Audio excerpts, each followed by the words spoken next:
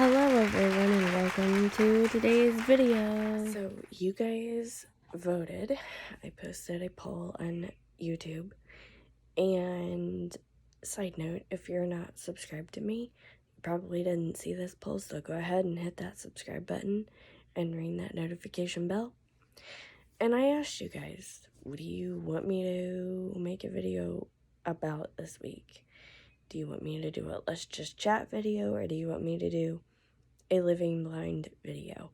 And overwhelmingly 100% of people who voted on this poll, which is a bit surprising. I thought there would be more since I have more subscribers, but anyway, not throwing shade, 100% of people voted for a living blind video. The problem is that I didn't have one of those planned, but you know what, we're gonna wing it because that's what you wanted me to cover. So that's what I am going to cover. And I actually just thought of a topic. So for today's video, we are going to talk about praying for people who have a disability. Now, first, I want you to keep in mind that these are my thoughts, but most disabled people that I know, and this doesn't just include blindness, most disabled people that I know would prefer that you do not pray for them, please. They just would rather you not. And the second thing that I want you to know is that I don't care if you pray for people, or me specifically, but could you pray for me to have a good day, or to have a good life with a good job and a family, maybe a pet? Like, I get it, you don't know me, but pray for good things, you know? And here's where it gets really personal, because my personal opinion is that I would prefer that you do not pray for my blindness. I used to do that all the time as a teenager. I used to be like really religious, and I would pray for my blindness. And then one day somebody sat me down, it was my kin instructor, and was like, you know that you're never going to get healed because you are missing parts of your eyes. And you know what? That is really true.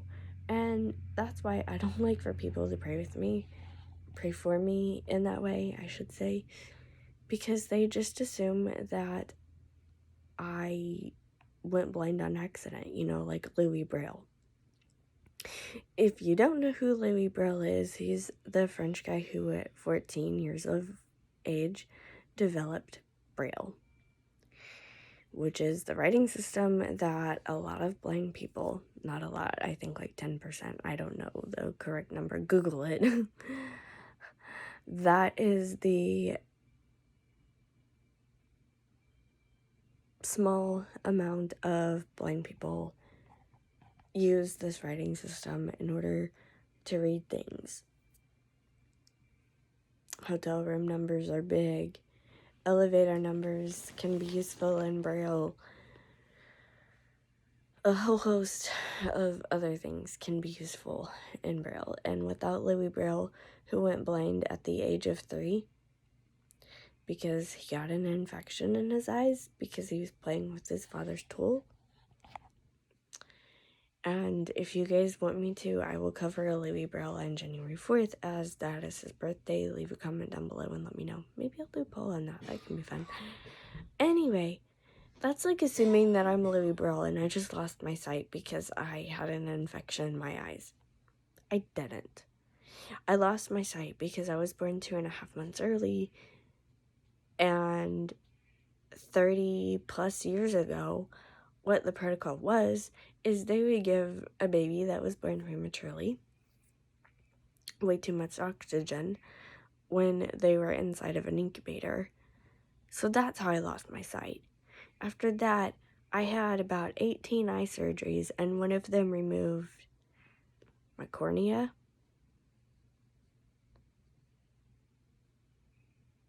my lenses. I don't know if they removed my cornea. I don't remember. I was like 1 or 2. And put a bubble and a buckle behind my eyes.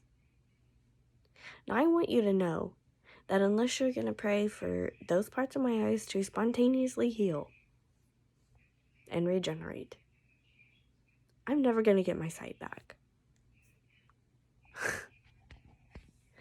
And that is the problem that I have with people praying for me, because you don't know why I lost my sight. You don't know why I went blind. You don't know what I've dealt with in my life. My hardships as a blind person might be completely different from the ones that you would have as a newly blinded person, because I've had decades of training. Okay, I started mobility training when I was 5. Probably sooner than that, honestly. Maybe. I don't remember. But the point is, I've had O&M, orientation and mobility training, where they teach you how to use a cane, since I was at least 5 years old. At least 5. You, who just lost your sight or is thinking about losing your sight and how horrible it must be, you don't have 25 plus years of mobility training. Okay? You don't have the training necessary to even cross the street safely. And that's not what a well-experienced blind person experiences. I can cross the street safely. I can walk on a sidewalk. I can walk around a building. I can do tons of other things because I have had travel training that you haven't yet. And maybe someday you'll get there, but you're not there yet. And regardless, most of the people who pray for me for my sight to come back are 100% sighted. Let that sink in. It's not a blind person praying for me. It's a sighted person. I am not the beggar on the street from the 1800s. I am not a chimney sweep from Louis Braille's time. I am a blind woman who is trying to navigate a perfectly sighted world and to adapt in ways that I can be successful. Whether that's through the use of Braille, travel techniques, or technology, I can adapt. Don't just assume that a blind person lost their sight to an eye disease that maybe was treatable or they can get their sight back. I worked at Alpha Point with someone who had optic nerve damage. Unless that nerve is gonna get feeling back to it and start working again, she's never gonna get her sight back, okay? But the difference between her and me is that my eyes are missing parts. I will never get my sight back. Even if I had fake glass eyes, I would never get any sight that I lost back. The retina on this side of my eye, the right-hand side, is only partially attached. Okay? They had to actually go in and surgically attempt to attach both of my retinas. That's why I have a buckle and a bubble behind my eyes. This retina over here on the left-hand side is not attached, has never been attached, will never be attached. And believe me when I tell you that they have tried. They tried. I went through so many surgeries by the time I was 3. Like, it's a ridiculous amount. 18 to 24 surgeries before I was 3. And you know what? I still have this. My left eye is still smaller than my right eye because of the amount of oxygen I took in when I was in that incubator at 2.5 months old, before they realized, oh my gosh, we're damaging her eyes. So before you pray for someone to get their sight back, don't. Don't. Because you don't know what they lost in order to lose their sight. You have no clue. And you can end up making that person feel really bad because they know that no matter how much they pray, they will never get their sight back. Ever.